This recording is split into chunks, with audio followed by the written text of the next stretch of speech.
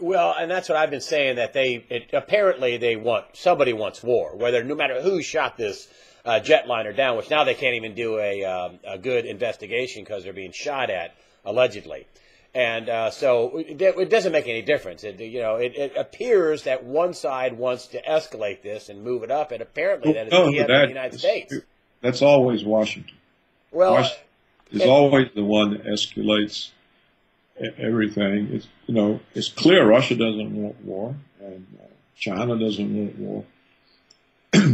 But because of the recklessness of the Bush and Obama regimes, both China and Russia have been upgrading their strategic nuclear forces. And there's a news report that I saw today that the Russians have not only been upgrading their strategic nuclear forces very rapidly, but they've been running their strategic bombers into our air territory to test our reaction times and to test the response system here. So clearly the Russians are aware that the United States may intend war with them. And the Chinese are also... And what do you make out there testing our airspace? Are they giving them a signal that if you have war, we're going to fight back? Is that what they're saying? I think it's more than a signal. I think they're trying to read the capability that the United States might have to protect its airspace from strategic bombers. Because, the Russians have the strategic bombers, they have the ICBMs, and they have the submarine-launched ballistic missiles. So I think this is just, we're going to be sure we can get through with everything. And so, they have to be prepared when they're faced with what looks to them to be a drive by Washington toward war. Because there's no, look, suppose the Russians shot down the airliner. It's not worth going to war with.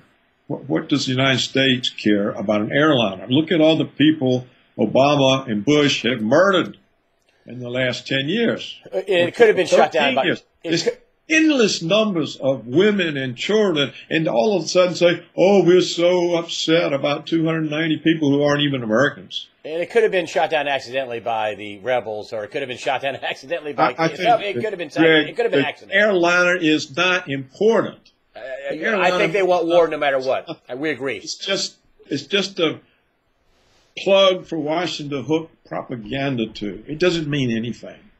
It doesn't matter who shot it down, or if it was shot down or not shot down. It only matters for the people that died and their relatives.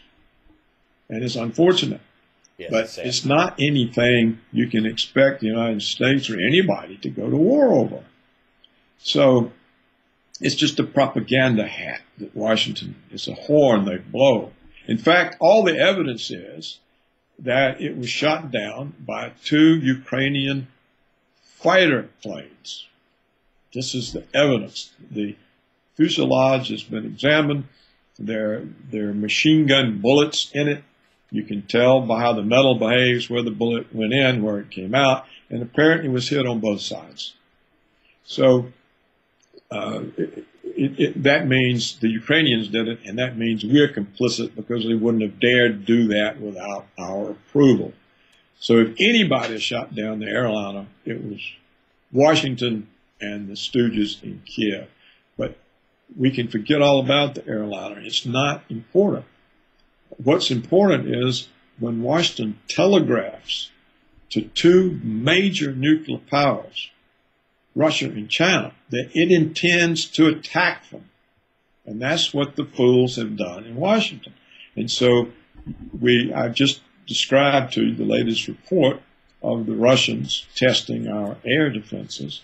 But you may have remembered, I think it was last year, that the Chinese, when it came clear that that Washington had war plans to attack China, an analyst wrote an article in the Yale Journal of International Relations and said, who gave the Pentagon permission to draw up war plans to attack China?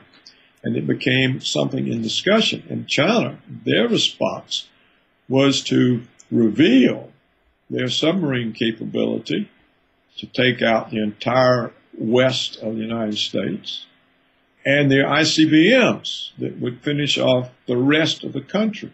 They kept all this secret for years. And they revealed that these nuclear submarines that carry these multiple entry warheads on their missiles. They showed every western city would be ashes. They showed their ICBMs, how they would come over the North Pole and wipe out the entire east coast of the United States.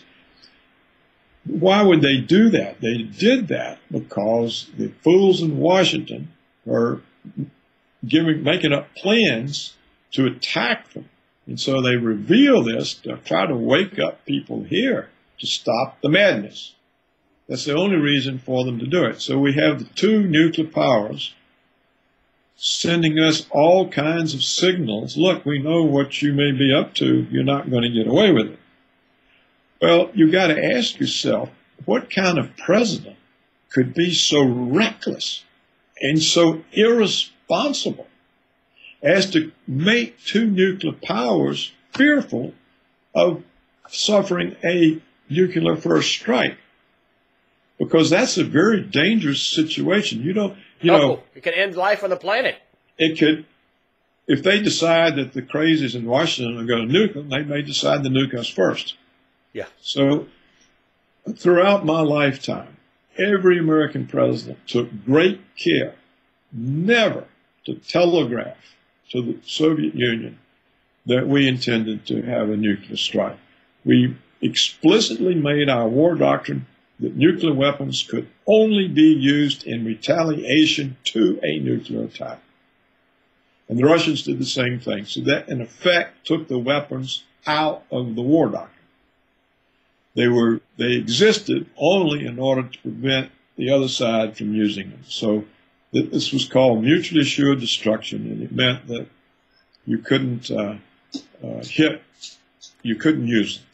Well, what the Bush administration did was to get rid of that doctrine and elevate them to preemptive first strike. So that's now our war doctrine. The Russians have known this now for several years, and now they see they're being demonized, just like Iraq, just like Libya, just like Syria, just like Iran. In 3 of those 4 cases, the demonization was a prelude to being attacked militarily. So they're nervous. They're very alert. And this is dangerous. All of the threat of nuclear war had been ended when Reagan and Gorbachev made the agreements. And now this fool in the White House has brought this threat back.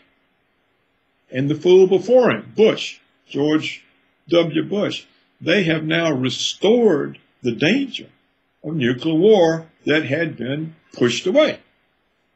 And one smaller note, a follow-up on a smaller note, I should say, is the sanctions that Russia has put on. This is going to hurt Europe. I mean, could this implode their economy? Just the limited sanctions Putin and Russia put on Europe with these banning these foodstuffs, agricultural products? No, but what it does, it hurts sectors of some European economies, and none of these economies are in good shape, other than more or less Germany. All the rest of the economies in Europe are not in good shape, and so it means the sectors that are hit by the sanctions are going to be in worse shape. And so all of those people in those sectors are going to be complaining. They're a political force. They're going to be complaining. They're going to be saying, what are we suffering this for? What is being gained? What does our country gain from America bullying Russia? We don't gain from this. We're losing. Why are we part of this? So just enough to hurt them, to wake them up, but not enough to implode them. Oh, it's not enough to implode anybody, but it's enough to hurt suffering. It may implode those particular sectors. Okay. But not the overall economy, but it's going to hurt those sectors, and their voices are going to be raised, and they'll get sympathy because, from their fellow countrymen. And so it's going to adversely impact on Washington, because the only way Washington can hurt Russia is to hurt Europe.